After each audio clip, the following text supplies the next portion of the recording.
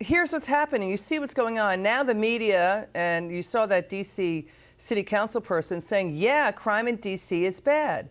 Now the media and the Democrats, they're going after each other for not reporting on the nightmare crime victims face. That was CNN's S.E. Cupp, Christopher Matthews, a D.C. council member, and then Scott Jennings. Joining us now, former Michigan gubernatorial candidate for the Republican Party, Tudor Dixon.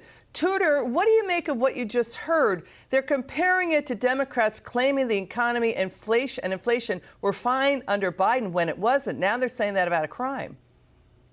Right. And that's not going to work with crime because the American people have seen it. They've seen it on the news, even though the news has tried to not report on it. We've seen that even foreign diplomat staffers were murdered in the streets of Washington, D.C. Even the day Donald Trump announced that he was going to do this, there was another murder in Washington, D.C. Murders are not just going away. This is not something that you can ignore. These are families that were ruined, that were destroyed. And it's everybody's greatest fear is what about the intern, the congressional intern who was 21, who was murdered? Every parent's greatest fear, their child goes to their internship and doesn't come home. This is not something that you can massage with a message. You have to actually acknowledge it. And it's just shocking to hear Democrats say, oh, they're falling into Donald Trump's trap. What is the trap here? To keep America safe? How ridiculous. You know, they have yet to talk to angel families, the Democrat Party. We talk to angel families all the time.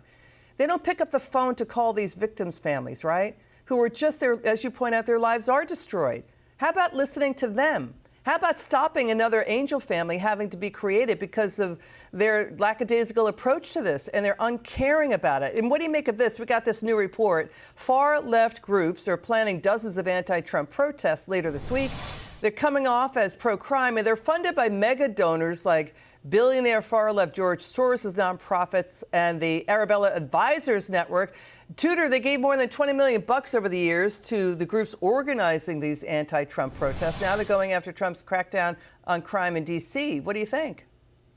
I think it's really sad to see the number of Americans who can be manipulated into becoming something bigger than themselves when it's actually something that is promoting crime. I mean, now you have people on the streets who have been paid to promote crime. What is this country coming to? I got to tell you, it's all manufactured. It's not the feeling of the people, or you would see that number of favorability go up for the Democrats. You can tell that this is just theater, political theater, and it's not going to help them come the midterms because the American people want to feel like they have the fundamental of public service, the fundamental of government is that you're going to provide a safe community for people. And Democrats are saying, no, we don't want a safe community. It's crazy. Thank you so much, Tudor Dixon, for speaking out. Great to see you again.